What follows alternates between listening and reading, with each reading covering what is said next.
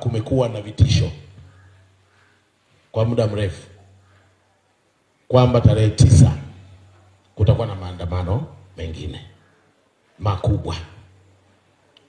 Sasa naomba nichukue nafasi hii kusema yafuatayo.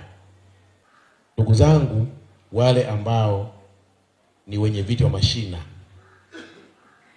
ya Chama cha Mapinduzi pamoja na wenye viti wa mitaa na wajumbe, tutambue kwamba pamoja na majukumu mengine ya kichama, lakini pia tunayo majukumu mengine ya kulinda usalama wa mitaa yetu na usalama wa nchi yetu. Baadhi ya wageni wanakuja ndani ya nchi yetu wakiwa na malengo yaliyojificha. Sasa naomba nitoe wito, ndugu zanguni wote kwa pamoja,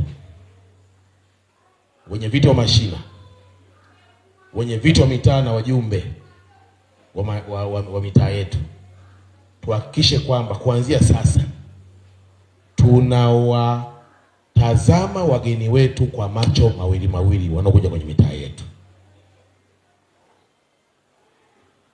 Kwa sasa tusiwatazame wageni kama watu wa kawaida, tuwatazame wageni wakiwa kama wageni, na pale tunapotilia mashaka wageni, hasa kuanzia sasa, tuwaripoti katika maeneo yanayohusika.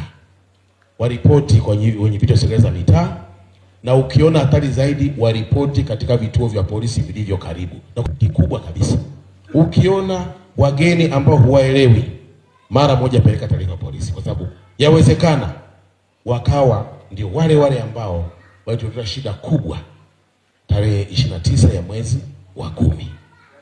Ndugu zangu, wageni tunawapenda, lakini wanapoingia nchini kwetu, wanapoingia katika mitaa yetu, wafuate taratibu zilizowekwa na nchi yetu. Wanapaswa kuripoti kwa wakuu wa mitaa, waripoti kunakohusika. Ingawa kwa sasa ninafahamu wageni wengi huwa hawaripoti kunakohusika. Wanakuja naingia mitaani kwetu, wanaingia kwenye maloji, wanalala. Na kwa hili nitoe pia rai kwa wamiliki wa nyumba za kulala wageni katika jimbo la Dodoma mjini, wanapoona wageni ambao hawawaelewi, wageni wanaotilia mashaka, wawaripoti mara moja katika maeneo yanayohusika.